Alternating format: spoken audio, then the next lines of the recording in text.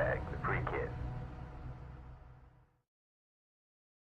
All right, speaking of PTSD, how did that kind of inspire you in a way to write the book dealing with depression and stuff? Like, you know, I know there's a lot of soldiers who come back from war who have PTSD. I can't get it right. I'm sorry. It's a tough PTSD, but you know, a lot of them struggle with that, and there's been a lot of stuff that's happened, you know, in the past dealing with that, where soldiers have, you know, committed murder or, you know, committed violent acts towards public, and there's been some that have, you know, violently treated their wives or mistreated their spouses. How did you deal with that coming back from war?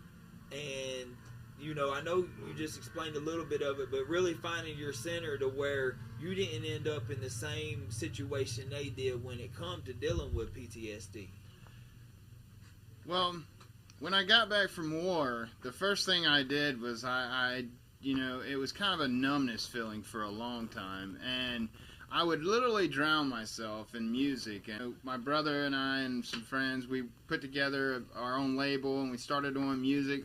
So the more I stayed focused in music, and of course back then, you know, I was smoking marijuana for suppression, the more I just kept my mind off of it. It seemed to be the best suppressant, so I just kept it covered up for years. And basically I stayed under a blanket, and you know, I had several hard triggers that went off over the years. I had several relationships that ended because of me, you know, waking up, punching them or beating them in my sleep, and it was really hard to deal with. It broke my heart to not understand what was going on with me, and I don't know, I just constantly seek suppression. That reminds me of a story though. I remember one time you had went in a restaurant and you told me that you couldn't eat there because it smelled like the flesh of dead bodies.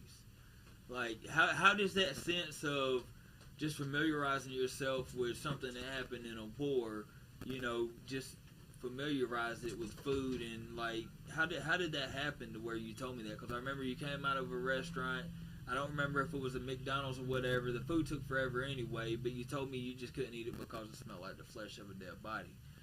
And I know being PTSD, that's a form of PTSD to where you have them, you know, reactions to certain things. Well, it all starts with basically our our survival instinct, the part of the brain that focuses on survival instinct. And when I experienced that, I recalled a sensation, and it literally sent a chill up my spine and through my body.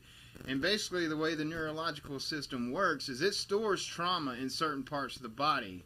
So simply by smelling something, because I said senses are feelings, just like emotions are feelings. It's the way we interpret them. And just simply smelling something that took me back to that moment, literally it started as a cold chill right here in the back of my neck, where our primal instinct, where our primal section of the brain is. And that sensation, like, I don't know if you saw it when he asked, like, it literally sent a chill through my body.